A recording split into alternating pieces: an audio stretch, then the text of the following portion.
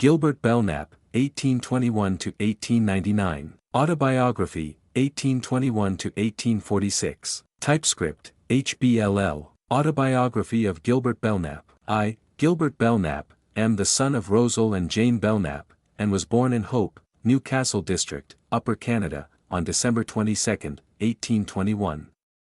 I am the third son of my father and the youngest of 5 children. 3 sons were born after me, making 8 in all. At the age of 10 years I was bereft of my parents. I had but little or no education, and according to the law of my native country, I was bound an apprentice to William C. Moore, who was a coach, carriage, stage and wagon maker by trade. He, through idleness and dissipation, became very much involved in debt, and accordingly left the country, not, however, without giving me a few days' time to make a visit with my brothers and sisters.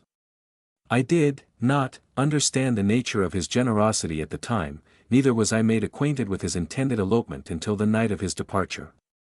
I, being young and inexperienced in the world, was soon made to believe that I was, according to the articles of the agreement between us, under obligation to go with him beyond the boundaries of my native country. Accordingly in 1831, I was deprived of the society of my friends for a season. After listening to a long conversation between Abner, Cleveland and a man by the name of Colesberg about the locality of the town of Kirtland, and the beauty and construction of the Mormon temple, prompted by curiosity and being of a roving disposition, I longed to form an acquaintance with that people and to behold their temple of worship. Accordingly, the 3rd day after the conversation, I found myself on my way to see the wonders of the world constructed by the Latter-day Saints, commonly called Mormons. This edifice, Kirtland Temple, is built of rough-hewn stone with a hard finish on the outside. It was divided off into solid blocks of equal size with a smooth surface resembling marble. Upon the east end stood the lofty spire with 2 rows of skylight windows on either side of the roof to light the apartments below. There were 2 large rooms on the 1st and 2nd floors sufficiently large to comfortably seat 2,000 people each. At each end of these rooms was a pulpit constructed for the purpose of accommodating those holding different degrees of the holy priesthood. The architecture and the construction of the interior of this temple of worship surely must have been of ancient origin, as the master builder has said that the plan thereof was given by revelation from God, and I see no reason why this should not be credited, for no one can disprove it. After a few days feasting my eyes on the products of Mormon labor, in company of William Wilson, I commenced a small job of chopping that he had taken. After its completion, I hired to C. G. Crary, with whom I labored on a farm for 8 months. During the winter I attended school. The following winter I formed the acquaintance of several families called Mormons, and by close observation satisfied myself that they lived their religion better and enjoyed more of the Spirit of God than any other people that I had ever been acquainted with. Accordingly, I strove to make myself familiar with their principles of religion. After a diligent investigation for nearly 2 years, I satisfied myself with regard to the truthfulness of Mormonism and determined at some future date to obey its principles. Although I could not form any particular reason for deterring, so as I was of a wild romantic disposition, I could not immediately decide to embrace the religion of heaven and bring my mind and all the future acts of my life to corroborate with those divine principles. Yet, there was a sublimity and grandeur in the contemplation of the works of God that at times completely overshadow and cast to momentary forgetfulness the many vain amusements with which I had long been associated. Not being capacitated to being continually on the stretch of serious thought, my mind would again revert back upon the amusements of the world, and being surrounded with the young and gay, I was easily drawn aside from the discharge of that duty, which my own better judgment prompted me to obey. It has never entered my heart that many of the amusements which I had long been a participant were innocent in their nature and not offensive in the sight of God, only when made so by extravagance on the part of those who participated in them. Having little or no acquaintance with the Latter-day Saints prior to my arrival in Kirtland, the forces of my education had taught me to detest the slightest variation from morality in a religion of any kind. The minister that would participate in the dance or in many other amusements was discarded by his fellows and looked upon by the unbelieving world as a hypocrite and deserved to be cast without the kingdom. Why is that so? Simply because of their tradition and the force of education. Prior to this time I had favored the Methodists and, complying with the requests of the priest, had sought the mourner's bench and had strove with all my might to obtain the same manifestations of the Spirit with which they said they were endowed. In spite of every exertion on my part in the honesty of my soul, I was compelled to acknowledge that I could not experience a similar manifestation to that which they, themselves professed to enjoy. From the deportment of this people, I soon became confirmed in the belief that the ministers only appealed to the feelings or the passions of the people, at least in many instances. I could form no other conclusion and felt disposed to leave them in the enjoyment of their supposed reality. At this time, 18 months had passed away since I had heard anything from my native country. After having written several letters, I at length received an answer from my brother John, who was then living in Whitley, Home District, W.C., bearing good news concerning all my brothers, and gave the whereabouts of my aged grandfather and mother. He also promised to meet me at their place of residence on the 10th of September, 1841. After complying with his request, I pursued my labors until 2 days prior to the time of our meeting. Then I set out and at the close of the third found myself in the presence of an old veteran of the Revolution whom I had long desired to see. After passing the usual compliments between two strangers, I craved his hospitality for the night which he has frankly granted. After evading as far as possible every question that related to my identity, not wishing to incur his displeasure, I, at length, told him who I was. I suddenly found myself surrounded by a numerous host of relatives. The inmates of that house consisted of the aged couple, Jacob Alexander, his wife, the daughter of the aged pair, her son and 2 daughters of about 15 and 17 years of age. Their somber countenance and dignified appearance, together with their long faces made them look more like a group of Quakers to me than blood relatives of mine. A more religious man than Uncle Jacob I think I never had seen. Although there had been no mention made by men of my brother John's expected arrival, I soon learned that he was looked for every hour, and that I was no unexpected guest. After the usual compliments on such occasions and a hurried recital of the time and place of my parents' death and the whereabouts of the rest of the family, being fond of solitude, I retired to the back of the garden to consult my own feelings on the realities of what I had a few minutes before witnessed. For surely the place was adapted to the occasion, for there the vine entwined around the shrubbery and the decaying foliage all bore unmistakable evidence of the new approach of those chilling blasts of the polar regions which bid the husbandman to make ready for winter. I wondered if my newly formed acquaintance was destined to have any resemblance to the gathering of the grapes after the vintage is done, or should it be like the budding of the rose in early spring blossom and flourish in the rays of the sun for a season, and then with all its beauty and fragrance be like that portion of the vegetable kingdom with which I was surrounded at the approach of winter with away. I looked forward to the time of my admission into the kingdom of God as the only chilling blast that could possibly serve as an everlasting barrier between us, and like the rose, the approach of autumn returned back to its native element. While in this retired spot meditating on the prospects that were before me, my solitude was broken by the approach of my cousin, Sarepta Alexander, who announced the arrival of my brother John. With her, I hurried back to the house to see him whom I had not seen for over 3 years, and at the first embrace, could not refrain from shedding tears at meeting a brother whose life had been so dissimilar to mine. He had with determined purpose gained for himself the riches of this world which has hoarded thousands at this time abundantly indicated.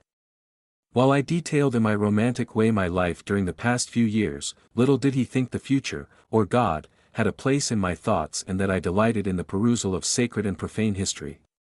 When in conversation with Uncle Jacob on the principles of religion, he learned that the wild boy was a scriptorian, and the old professor was far in the rear in point of argument, which naturally disappointed that worldly brother of mine. After we had retired to rest, said he, "I fear you have become a Mormon." I must acknowledge that this question somewhat startled me. Although I had not as yet attached myself to the church, I plainly saw and experienced for myself the truth of that which I had heard the elders of Israel bear testimony, that as soon as they embraced the gospel, they as a general rule were discarded by all their near relatives and were looked upon as a deluded fanatic, and that not one scriptural argument could be brought forth to convince them. In view of this truth and in answer to his question, I exclaimed, "Deliver me from lumbago and sour wine." He asked me what I meant by that expression, and I told him that although I was not a Mormon, I plainly saw that the followers of Christ in our day were like those of former times, hated for Christ's sake and the testimony which they bore. I further told him, if I am to be despised for the principles of religion which I advocate, I fear that our meetings will be few and far between, for I never have been the lad to be in anyone's way. I continued visiting with my friends for about 2 weeks, and from the time of my brother John's and my separation at grandfather's house we have never met again. At the present time 15 years have rolled away without my seeing him. After my return to Kirtland I continued laboring on the farm of C. G. Crary and extended the circle of my acquaintance with the people. I also exerted my mental faculties in searching out the principles of the gospel as taught by the Latter-day Saints. During the winter of 1841, I met with a serious accident that fractured my skull in 3 places, dislocated my right shoulder and also my left ankle. The cause was unknown to me. I was confined to my bed from December 23 until April 13. During most of that time, I suffered the most acute pain. My acquaintances extended to me every mark of kindness within the power of mortals to bestow. To this day my good feelings are extended to one family of Mormons in particular, by the name of Dixon, for their kindness to me in my time of distress. At this time, I well knew what my convictions were with regard to the truthfulness of Mormonism, yet I withstood and refrained from yielding obedience to the gospel which long before my better judgment had prompted me to obey. I had withstood those divine principles as long as I dared and preserved this mortal body above the ground. On April 12, I made a covenant with God before one witness by the name of Jeremiah Knight, that if he would raise me from this bed of affliction, I would obey his gospel, and be it known to all who may read these pages, that on the 13th of April, before alluded to, I had received sufficient strength in the short space of 8 hours to harness and drive my own team 3 miles, and be it also remembered that from the time of the disaster, I had not of myself sufficient strength to sit up in bed without the assistance of others. My sudden restoration of health created quite a sensation among the family of C. G. Crary, they being staunch Presbyterians. But old Jeremiah could easily divine the cause. That season I continued my labors on the same farm, enjoying as good health as I ever did in my life. Many of the saints were curious to know why I did not join the church after making so solemn a covenant before God, and receive the desired aid. Yet strange to say, such is the weakness of man and the imbecility of youth, although day by day I would tremble at the already procrastinated time, yet the evil traducer of man's best interests was continually hedging up the way, and some vain transitory pleasure was constantly before my eyes. Also the labors of the day and the increasing desire to gather around me some of the riches of the world inserted themselves into my mind and served as a barrier between men and the truth. About June 20, 1842, I received a note requesting the attendance of myself and lady to a ball to be given in Mentor at the home of Marvin Fisk on the 4th of July. In company with a number of others, I, at the appointed time, set out to amuse myself in the festivities of the day. We met at 10 a.m. and in the afternoon rode to Painesville to take dinner. Being among my associates, time passed off merrily. My joy increased when I compared this day with the first few days I spent as an exile 3 years ago. Nothing transpired to disturb our peace until at the dinner table, I observed a heavy-set man of a dark complexion casting glances of malignant satisfaction at me. For a while I was puzzled to find his proper place, but finally decided, and in it was not mistaken. After I had conducted my lady to the sitting room and returned to the bar for a cigar, I found the fellow digging after me. Upon entering the room, said he, "Is your name Belnap?" "Yes, sir," I replied. "And, is yours Chancy Dooliger?" Said he, "Yes, by God, it is, so now you know the whole, so prepare yourself." Then each of us stripped for the onset, while the bystanders stared with amazement at our singular introduction. He said, "Follow me," which I did, and as he stepped from the door to the pavement with vengeance beaming in my countenance and with clenched fist, I brought the fellow to his knees and I followed up my hand to the best possible advantage. He was not an able spectacle, as many a scratch and bruise on my person loudly testified. The contest was longer and more fierce than I anticipated. Never did I want more anxiously for a man to cry for help than I did him, yet neither of us did at that time. At length we were parted by the crowd. After washing myself and purchasing a new pair of trousers and shirt, I concluded that I would not make a very beautiful appearance in company, and I would save my partner the mortification that her companion wore many a scratch and a black eye, by returning home. One thing bore with more weight on my mind than all others. I wanted him to bear the same news to his father that his father bore to him from the city of Buffalo, and I was determined he should if I had followed him to his place of destination. As soon as possible I made arrangements for my lady to be taken to the ballroom and from thence, home with her brother. All being gone, I was left to my own reflections, when suddenly all the demons from the infernal regions seemed to counsel me to take that which I could not restore. Having a fruitful imagination, I soon concluded upon a more mild but cruel attack. I then walked the back streets to pass away the time and avoid observation until sundown, then I returned to the hotel. The landlord informed me that young Dulliger wished to speak to me. I asked him to tell him for me that I would see him in the morning when he little expected it. After rising in the morning, I found that I was very sore about my chest, which served to increase with redoubled energy my mode of attack. After washing my body in strong brandy and internally applying the same, I obtained some relief, and at the first ringing of the bell, I was ready for breakfast. I there managed to seat myself opposite my antagonist. His grotesque motions with his head in managing to see what he had on his plate was truly laughable. A very little that morning satisfied my appetite for food, then I slowly raised up and placing one foot in the chair and the other in the middle of the table, quick as though, I sent the poor fellow backward, and before any assistance could be rendered, he cried for help. Then I ceased my hellish efforts and immediately commenced the recital of the events that had transpired when I was a small boy and the scenes that had followed relative to that occurrence up to that time. And both proprietor and boarders accorded in the course that I had pursued, after the inhuman treatment I had received from the old man. In all my acquaintance with the family, I noticed that cruelty seemed to be a prominent characteristic of the entire family, and daily a deadly hatred continued to increase. From the time of this last occurrence, I have not seen one of this family. After my last encounter with young Dulliger, I returned home and was confined to the house for several days with the fever. When again I regained my former health, I wrote old man Dulliger a very impertinent letter, and another to Marshal Stone setting forth the particulars of the encounter with Chancey Dulliger, together with the result, and requested him set forth the truth of the matter to my old acquaintances. Thus far, this incident has terminated a cruel strife engendered in early youth, which I am in hopes will never be reanimated, for at present, peace is a great blessing and worthy of cultivation by man, which my experience for the last few years has taught me to fully appreciate. When once able to pursue my usual employment, the query would often arise in my mind, shall I ever meet with any of that family, and those long pent-up occasions burst forth with redoubled fury, and acts of cruelty and deeds of violence be resorted to satisfy the promptings of ambition so common to humanity. At present, I feel that I had satisfied every wrong that I had received, and concluded for the future to maintain amicable relations with them as long as such maintenance was a virtue, and if not, I resolved in my mind to prepare for the worst, let it come in what shape it would. This last tragedy served to prevent me for a season from obeying the first principles of the gospel, for I did not like to go into the waters of baptism with marks of violence on my person and stains of human blood on my garments, which I knew was sure to become a topic of conversation with many an idle gossip. Accordingly, day by day I pursued my labors on the old farm, waiting for the storm cloud to pass on. As far as my own acts are concerned, I have a conscience void of offense pertaining to that unfortunate family.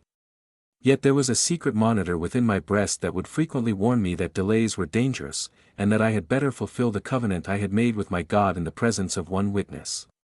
It is beyond the power of man to describe the contending emotions of my soul at that time: pride, pleasure, the speech of people, my accumulating interests, the frowns of newly found relatives, and the appalling stigma attached to the word Mormon, were all obstacles that my youthful mind could scarcely surmount, and it was not until in solitude I unbosomed the contending emotions of my soul to God that I found relief and peace, and the gentle whisperings of the Spirit of God prompting me to forthwith obey the truth which on the next day I determined to do. That night in my sleep, I frequently awoke and found myself preaching the gospel to different nations of people. Time passed on rapidly until the time arrived to prepare for baptism. Sunday, September 11th, 1842, was a time long to be remembered by me, for in the presence of a vast multitude of saints and sinners, in company with William Wilson, I yielded obedience to the gospel, though long before this time, I had been sensible that it was my duty to do so. Some tossed their heads in scorn, while others found a friend and brother. In these acts of derision, I was not disappointed, for I had by observation learned that fact long before. It may seem strange to the unprejudiced reader why and how it is that in this boasted land of liberty and equal rights where all men have the constitutional right to worship God as best suits their own feelings that this condition exists. Yet in the 19th century, there is one class of people called Latter-day Saints that by priest and people, governor and ruler, are denied this estimable privilege.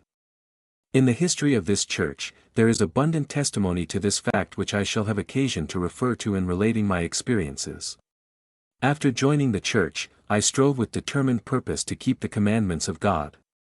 Accordingly, I deprived myself of many amusements which before this time I had been an extravagant participator in, and with full purpose of heart, devoted my time and talents to the service of the Lord. Although I was young and bashful in the expression of thought, barren and unfruitful in the knowledge of God and unacquainted with the principles of the gospel, yet, having been ordained under the hands of an apostle of God in the last days, I determined to know of the restoration of the gospel, and to qualify myself to discharge the duties incumbent in a man of God in proclaiming the same to the inhabitants of the earth. At length, the time appointed to start a new career in life, and I bid adieu for a season the friends made dear to me through association. Though I was accustomed to traveling, never before was I dependent on the charity of a cold world for my daily bread. Heretofore the few shining particles I carried with me were sure to secure friendship. But now, how changed the scene! After many fruitless attempts to secure shelter for a single night from the chilling blasts of winter, I was many times compelled to rest my weary limbs in some open shed or loft of hay. Out there hungry and shivering, I would pour out my soul to God. Day by day we pursued our course preaching by the way as opportunity would permit and the people came to hear. In many places we were kindly received, doors were open and men of understanding sought both in public and private to learn the doctrines of the Latter-day Saints. While others for the sake of controversy and the love of discord would intrude upon the congregation by asking many discordant questions and when met by simple truth and stern realities, were compelled to acknowledge that one fact clearly demonstrated was worth 10,000 theories and opinions of men. At times discussion of this kind would prove of real benefit, but in other cases when the speaker for the people was completely confounded and put to an open shame, a deep-settled prejudice which our own personal wants would fully realize, for we had to contend with the prejudice of the ignorant, of the learned. While traveling one day, we drove up to the door of my uncle, who a few months before had taken much pains to convince me of the error of my ways. Unluckily he was not at home, being absent in the discharge of his ministerial duties. I remained in that neighborhood 3 days and 3 times in grandfather's house preached to a crowded congregation, consisting principally of my kinfolks. During this time my comrade had continued his travels to Evansville, New York, where I joined him after the space of many days. While here, through indefatigable energy, we baptized persons from a lukewarm state to a lively sense of their duty. We organized a small branch of the church by ordaining Elisha Wilson an elder, and Charles Utley a priest and Albert Williams a teacher. When we left there they were in possession of many of the blessings of the Holy Spirit. Our labors were principally confined to Steuben, Livingston, Ontario, Genesee, Erie, Chautauqua, Cattaraugus and Yates counties until after the spring rains. Duty demanded that one of us go to St. Lawrence County. The lot fell to me to remain in our old field of labor. While my partner left to find new associations, I remained in the regions round about until the middle of the next summer when because of my health, I returned home. I had, in connection with my partner, baptized over 70 persons. I am happy to say that at present several of the saints from that section of the country are now located in the valleys of the mountains. I remained in this place and the surrounding country for 2 months. I again met Elder John P. Green on his way to Nauvoo. From here, I returned to Kirtland and attended school, taught by O. H. Hanson, and boarded with the family of Reuben McBride. Early in the spring of 1844, I helped to build 2 small barns for T. D. Martindale and one for James Cower. They were completed on the 15th of May. I set out for Nauvoo in company with Larson Pettingle and Henry Moore with Christopher Dixon, wagoner, as far as Wellsville on the Ohio River, at which place he returned back to Kirtland. We embarked on board the steamboat Hee for St. Louis, Missouri. I had not been on board long, when I learned there were others belonging to the same faith as myself and bound for the same place of destination. They, however, for the want of means, would be compelled to stop in Cincinnati. I proposed to pay their passage if they, after landing as soon as circumstances would admit, would restore to me the amount that I had expended for their benefit. I had in charge at that time 3 tons of groceries donated toward the building of the Nauvoo Temple, which I had found in store at Wellsville, and under the direction of Lyman White, was to take them through. On the first day of June, 1844, late in the evening, I arrived in the delightful city of Nauvoo without a single cent in my pocket. After securely storing the goods in the ward house, I laid myself down to rest in the open air upon a naked slab. June the 2nd, early in the morning, I found myself on the streets of Nauvoo. The evening before, Pettingale, had agreed to meet me at the residence of the prophet Joseph at 9 a.m. Observing and reflecting upon everything I saw and heard, I slowly pursued my course to the mansion of the prophet. That day passed away, and Pettingale did not appear. Morning came and went, and not one face that I had ever seen before could I recognize as I walked the streets. I viewed the foundation of a mighty, Nauvoo, temple with the baptismal font resting on the backs of 12 oxen, probably the first one built since the days of Solomon. I then went to the stone cutter's shop, where the sound of many workmen's mallets and the sharpening of the smith's anvil all bore the unmistakable evidence of a determined purpose to complete the mighty structure. I then returned to the mansion of the prophet, and after a short conversation with the bartender, who I afterwards learned was Orrin Porter Rockwell, to my great satisfaction, I saw Pettingale, and 5 others about to enter the building. After greeting my old friends heartily, I was introduced to the prophet, whose mild and penetrating glance denoted great depth of tough and extensive forethought. While standing before his penetrating gaze, he seemed to read the very recesses of my heart. 1,000 thoughts passed through my mind. I had been permitted by the great author of my being to behold with my natural eyes, a prophet of the living God when millions had died without that privilege, and to grasp his hand in mine, was a privilege that in early days, I did not expect to enjoy. I seemed to be transfigured before him. I gazed with wonder at his person and listened with delight to the sound of his voice. I had this privilege both in public and private at that time and afterwards. Though, in after years, I may become cast away, the impression made upon my mind at this introduction can never be erased. The feeling which passed over me at this time is impressed upon me as indelibly and lasting as though it were written with an iron pen upon the tablets of my heart. My very destiny seemed to be interwoven with his. I loved his company, the sound of his voice was music to my ears. His counsels were good and his acts were exemplary and worthy of imitation. His theological reasoning was of God. In his domestic circle, he was mild and forbearing, but resolute, and determined in the accomplishment of God's work, although opposed by the combined powers of earth. He gathered his thousands around him and planted a great city which was to be the foundation of a mighty empire, and consecrated it to God as the land of Zion. At the same time, he endured the most unparalleled persecution of any man in the history of our country. Like one of old, the arms of his hands were made strong by the hands of the mighty God of Jacob. With a mind that disdained to confine itself to the old beaten track of religious rites and ceremonies, he burst asunder the chains which for ages past had held in bondage the nations of the earth. He soared aloft and brought to light the hidden treasure of the Almighty. He bid defiance to the superstitious dogmas and the combined wisdom of the world, and laid the foundation for man's eternal happiness, and revived the tree of liberty palsied by the withering touch of Martin Van Buren. Thus, the first few days of my residence in Nauvoo was passed in forming new acquaintances, and greeting the old friends I chanced to meet. I soon became a workman in the shop of Thomas Moore and boarded at the home of John P. Green. I was frequently called out by the prophet Joseph to the performance of various duties. I did not regret the time spent on such missions, as I considered them schools of experience to me. I will refer to one among many similar to it that I performed in those days. There was to be held a convention of anti-Mormons in Carthage. I was required by the prophet to form one of their number. With a promise of my fidelity to God, he assured me that not a hair of my head should fall to the ground, and if I followed the first impressions of my mind, I should not fail in the accomplishment of every object that I undertook. At times, when all human appearance, inevitable destructions awaited me, God would provide the means of escape.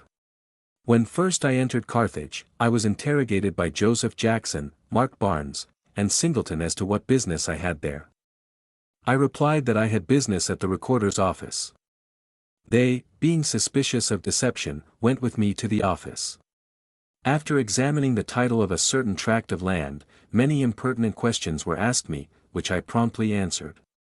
Then, a low-bred backwoods man from Missouri began to boast of his powers in the murder of men, women and children of the Mormon Church and the brutal prostitution of women while in the state of Missouri, and that he had followed them to the state of Illinois for that purpose. Without considering the greatness of their numbers, I felt like chastising him for his insolence. Just then, he made a desperate thrust at my bowels with his hunting knife, which penetrated all my clothing without any injury to my person. Nerved, as it were, with angelic power, I prostrated him to the earth, and with one hand seized him by the throat, and with the other drew his knife. Had not Jackson grasped me by the arm between the hand and elbow, throwing the knife many feet in the air, I should not deprive him of his natural life. Although my antagonist was still insensible, the prospects for my becoming a sacrifice to their thirst for blood were very favorable. Had not Jackson and others interfered in my behalf, it would have been so. I afterward sat in council with delegates from different parts of the country and secured the resolutions passed by that assembly. I then returned in safety to Nauvoo, but not without a close pursuit by those demons in human shape, uttering the most awful imprecations, and bawling out to meet almost every jump to stop where they would shoot. My greatest fear was that my horse would fall under me. I thought of the instance of David Patton administering to a mule which he was riding when fleeing before a similar band of ruffians. I placed my hands on either side of the animal, and as fervently as I ever did, I prayed to God that his strength might hold out in order that I might bear the information which I had obtained to the prophet. There were no signs of failure in accomplishing this purpose until just opposite the tomb. My horse fell on his side in the mud. This seemed to be a rebuke for me for urging him on to such a tremendous speed. We were entirely out of danger and covered with mud by reason of the fall. I rushed into the presence of the prophet and gave him a minute detail of all that had come under my observation during that short mission, whereupon W. Phelps, then acting as notary public, was called in and my deposition taken with regard to the movements of the people. Daniel Carnes was deputed to bear this information to the governor, Thomas Ford. The people of Carthage, being suspicious of more men being sent as spies, waylaid the road and arrested Carnes and took from him the deposition. In this way, my real name was known among the bitterest enemies of the saints. This discovery subjected me to many privations caused through continual persecution. Before and after this time, frequent dissensions took place in the church and political factions arose. Willful misrepresentations and calumny of the foulest kind were circulated with untiring zeal among the uncouth and ignorant. These, with writs of various kinds, were used to drag a man from the bosom of his friends. The very elements seemed to conspire against the saints. That mighty engine, the press, with all its powers of dissimulation, was arrayed against them. The public arms were demanded in order to weaken the saints' power to resist when invaded. Every artifice was resorted to accomplish the destruction of the prophet. When the storm cloud had lowered around the prophet's head and the contending emotions of the discordant political factions surrounded him on every side, he set forth with determined purpose to fill his mission in an acceptable manner before his God and maintain the identity of the saints. He upset the table of the money changers and set aside the tippling shop. In the fervency of his soul in connection with the Common Council, he declared the Nauvoo Expositor Press a nuisance. The city marshal, with a chosen band of men, fulfilled the decree of that council and disabled that the mighty engine of knowledge appropriated for the seduction of the saints. In the midst of these contending factions, it was as impossible for the saints to reason with the people as it was for Paul to declare the glad tidings of a crucified Christ and a risen Redeemer when the air was rent with the cry of, "Great is Diana of the Ephesians." Under existing circumstances, what was to be done? How were we to correct the public mind? Our means of giving information was very limited. We might as well attempt to converse with the drunkard while he reels to and fro under the influence of intoxicating poison, or lift up our voice to the tumultuous waves of the ocean, or reason amidst the roar of 10,000 chariots rushing suddenly along the pavement, as reason with the people, for great was the universal cry, Mormonism is a delusion, phantom, and so forth. At length the evil day appeared and the dark cloud burst with fury over the prophet's head. He appeared once more at the head of his favorite, Nauvoo, legion. They, however, surrendered the public arms and he gave himself a sacrifice for the people. Well I remember his saying, referred to in the latter part of the Doctrine and Covenants, DNC 135:4. Although I possessed the means of escape yet I submit without a struggle and repair to the place of slaughter. Where he said he would yet be murdered in cold blood. I saw the forms of court and heard the many charges against him which were refuted by plain and positive testimony. After this, he was committed to jail upon false accusation and myself and others lodged there with him. During the time of his mock trial, he received the promise of protection from Thomas Ford, then governor of the state, and that he would go with him to Nauvoo. The governor went to that place without fulfilling this promise. After his departure, the few saints that were left in Carthage were expelled at the point of the bayonet, not, however, until the prophet, from the jail window, exhorted them for the sake of their own lives to go home to Nauvoo.